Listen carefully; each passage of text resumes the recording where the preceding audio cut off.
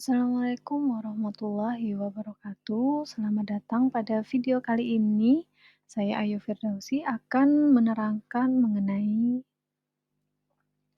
materi revitalisasi tradisi di Indonesia pada mata kuliah Seni Budaya Nusantara.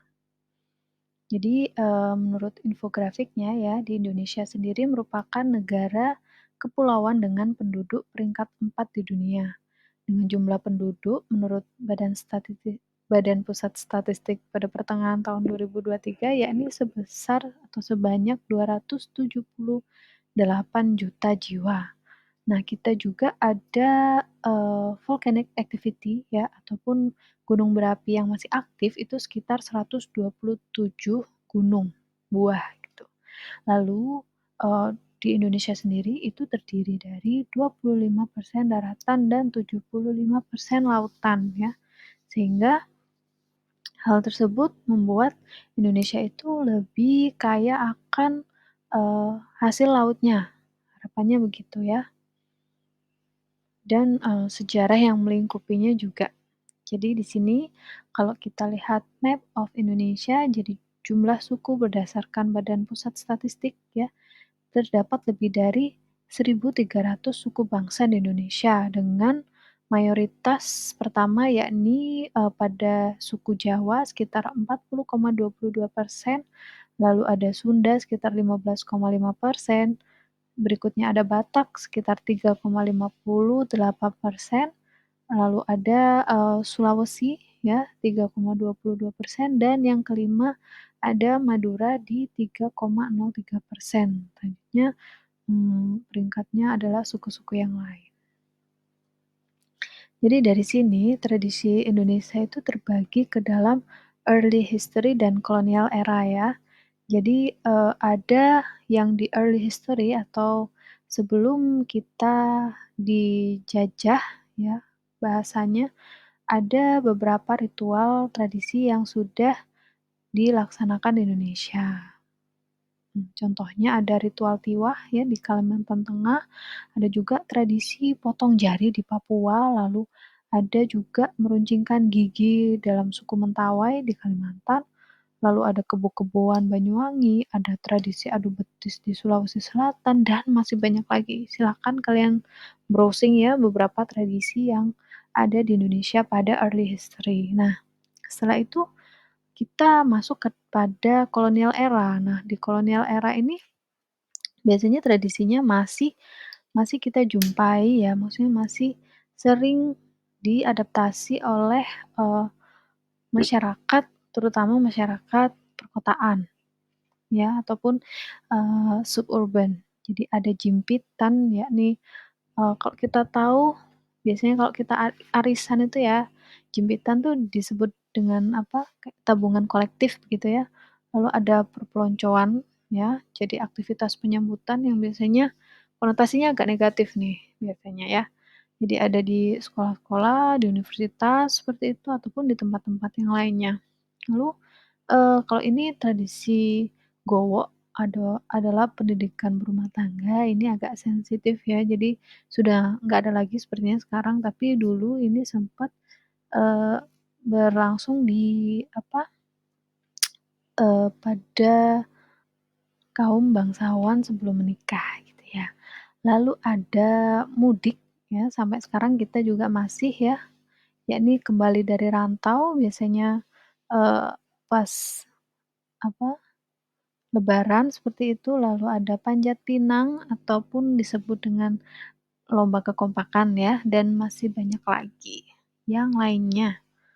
Oke, jadi kita masuk ke dalam pengertian tradisi sendiri adalah warisan budaya yang diturunkan ya, dari generasi ke generasi termasuk di sana ada nilai-nilai, ada praktik dan ritual yang menggambarkan identitas sebuah komunitas ataupun penduduk dalam wilayah tersebut, ya. Jadi, dalam melestarikan tradisi itu kita membantu menjaga akar budaya dan identitas masyarakat, mencegah dari kepunahan, serta memastikan pengetahuan budaya dan harapannya adalah mengintegrasi atau menerapkan nilai-nilai yang baik yang harusnya diteruskan kepada generasi mendatang. Ya, jadi di sini saya tekankan nilai-nilai yang baik ya, karena ada juga tradisi itu yang sepertinya kurang cocok untuk diaplikasikan sekarang ataupun konotasinya buruk gitu. Oke, kita lanjut aja. Jadi, ada beberapa faktor ancaman pada tradisi, yakni yang pertama adalah globalisasi ya. Kita tahu sendiri, jadi dengan perkembangan teknologi dan komunikasi, pengaruh budaya asing itu bisa jadi menggeser tradisi lokal. Selanjutnya ada modernisasi ya, masih terkait dengan poin pertama, ada perubahan dalam gaya hidup dan teknologi juga dapat mengurangi praktik tradisional.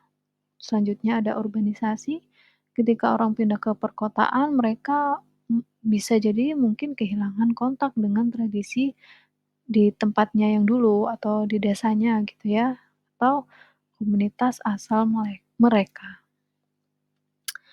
Selanjutnya, wait,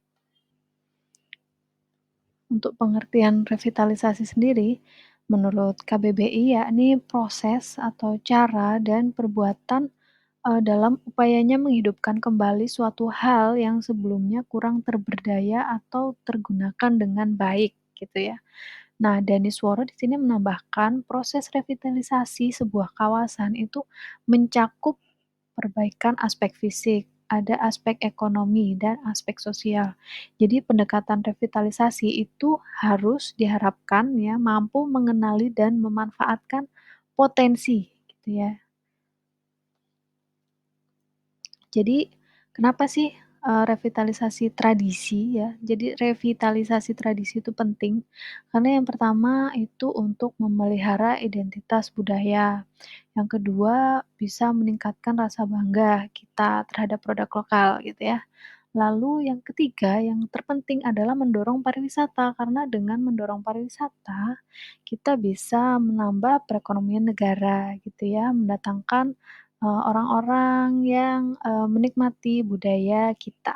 Seperti kalau kita, ada rasa kebanggaan ataupun, suatu apa ya, kegiatan yang menyenangkan untuk bisa pergi ke luar negeri dan menikmati budaya di luar, gitu.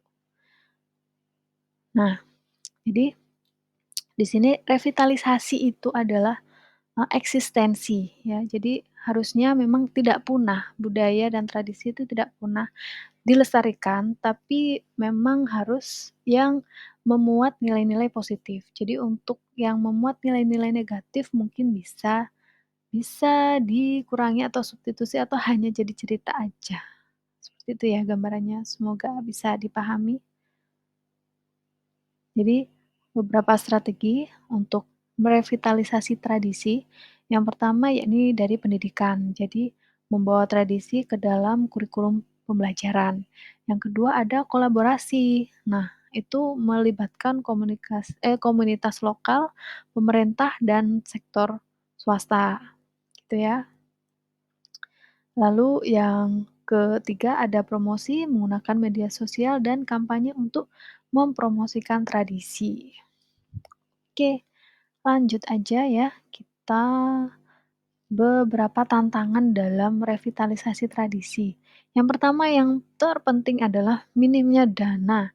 Jadi ya kita memiliki keterbatasan anggaran untuk melestarikan tradisi itu bisa jadi menjadi hambatan yang cukup besar gitu ya. Lalu yang kedua, yang ditakutkan adalah perubahan nilai sosial. Jadi perubahan dalam nilai-nilai masyarakat itu dapat mempengaruhi minat terhadap tradisi tersebut. Yang ketiga, mempengaruhi pengaruh dari media modern ya. Kita tahu sendiri bahwa media massa itu dapat mempengaruhi generasi muda untuk lebih tertarik pada budaya global gitu ya daripada tradisi lokal. Nah, ini yang disayangkan. Jadi, sedikit mungkin saya beri contoh revitalisasi tradisi ya. Kayaknya di video-video sebelumnya udah cukup banyak ya contoh-contoh revitalisasi tradisi, pada generasi muda seperti, video klip ataupun musik gitu ya. Nah, contoh lain saya akan memberikan satu, ini, ada yang tahu nggak Ramayana Ballet? Jadi, Sendera Tari Ramayana Prambanan ya merupakan sebuah pertunjukan yang menggabungkan tari dan drama tanpa dialog. Ada yang udah tahu belum? Silakan ya, jadi kalian, saya recommended untuk bisa menonton langsung ya karena, kalian bisa terbawa suasana oleh apa, eee, akting dari penari tersebut, lalu, musiknya dan juga suasana lingkungan tempat kalian nonton, itu seru banget. Jadi ceritanya itu diangkat dari ini ada Ramayana dan Sinta gitu ya, dan dipertunjukkan di dekat Candi Prambanan. Jadi Sendera Tari Ramayana Prambanan ini biasanya rutin pentas sejak tahun 1961 ya. Jadi biasa digelar tiap hari, ada ini hari Selasa, Kamis, dan Sabtu. Jadi di panggung terbuka gitu ya, open stage, hanya pada bulan kemarau, Mei sampai Oktober. Jadi kalau musim-musim hujan gini biasanya nggak ada ya. Jadi di luar itu, pementasan tuh diadakan di panggung tertutup. Ada juga yang ditutup ya, di indoor gitu, di Trimutri Stage pada bulan tertentu, Januari, April, dan November, Desember, gitu. Jadi brosurnya, seperti ini penampakannya ya, kalau mau lihat videonya mungkin bisa saya play sedikit di sini,